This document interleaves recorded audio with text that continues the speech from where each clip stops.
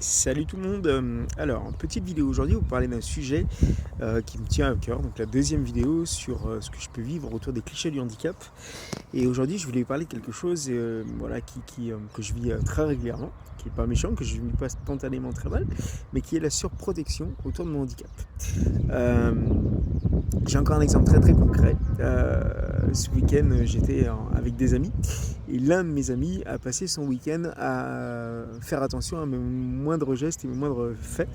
Voilà, et dès que je bougeais à quelque part, et pourtant je suis très autonome puisque je marche, je monte les étages, voilà, je suis très très actif dans ma vie de tous les jours, avec des difficultés, mais très actif quand même.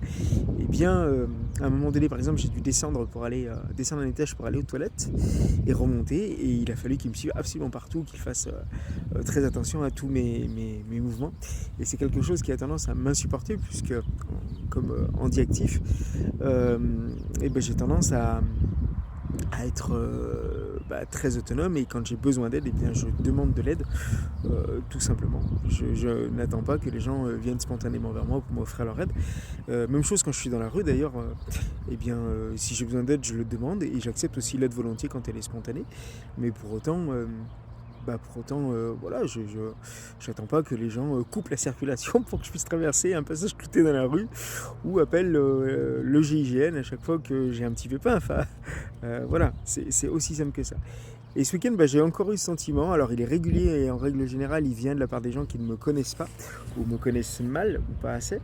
Alors, voilà, ça me fait plutôt rigoler qu'autre chose, mais c'est un petit côté quand même agaçant, et c'est important de laisser le handicap à sa place. Et mon handicap en l'occurrence, voilà. Je préfère des fois quand les gens me posent leurs questions et me demandent ce que j'ai besoin ouvertement comme aide, comme aménagement, et j'en passe. J'ai pas besoin de beaucoup d'aménagement puisque je suis très autonome. Mais, euh, mais voilà, je préfère que les gens posent directement leurs questions que jouer le cadre de la surprotection. Voilà. Je pense que ça doit être un peu pareil dans tous les types de handicap. Ça doit être aussi différent suivant les âges. J'ai souvenir de surprotection familiale quand j'étais enfant, de la part de cousins, cousines, tantes, oncles, etc. Euh, mais pour autant, il faut que la vie se fasse, il faut que les gens expérimentent ce dont ils ont besoin dans la vie de tous les jours. Voilà, c'est comme ça qu'on se construit. Et je fais souvent la même remarque d'ailleurs pour les parents d'enfants handicapés, et laissez-les vivre. Voilà, la chute est permise, se blesser est permis, tant que c'est pas trop grave, c'est pas très grave. Voilà, c'est tout. Voilà, c'était juste mon petit coup de cœur, je vous le livre tel quel, il est totalement improvisé, et puis j'espère que ça vous a plu.